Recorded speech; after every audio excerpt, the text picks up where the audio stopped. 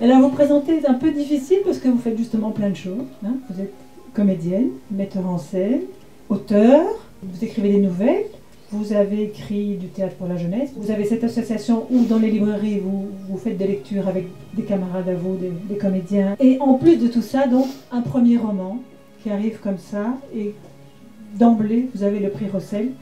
C'est quand même un beau cadeau parce que c'est décerné par des écrivains, par des romanciers, par vos pairs qui vous reconnaissent donc d'emblée comme romancière.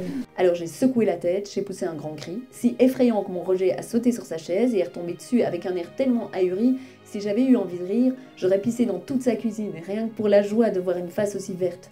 Mais comme je n'étais pas d'humeur, je lui ai balancé ma question, ni une ni deux, histoire qu'il comprenne bien dans sa caboche que c'était du sérieux ce que je venais lui demander. J'ai besoin d'apprendre à lire, Roger. Pourquoi, François? Là, j'ai pensé que sa question était crétine. Mais j'ai vu son visage tout blanc qui s'en revenait du verre, alors j'ai fait mon doux avec Roger. Parce que c'était mon ami. Et les amis dans ce monde, il faut bien les soigner, vu que tu ne sais jamais jusqu'à quand ça peut durer la vie. Et autant que ça dure longtemps.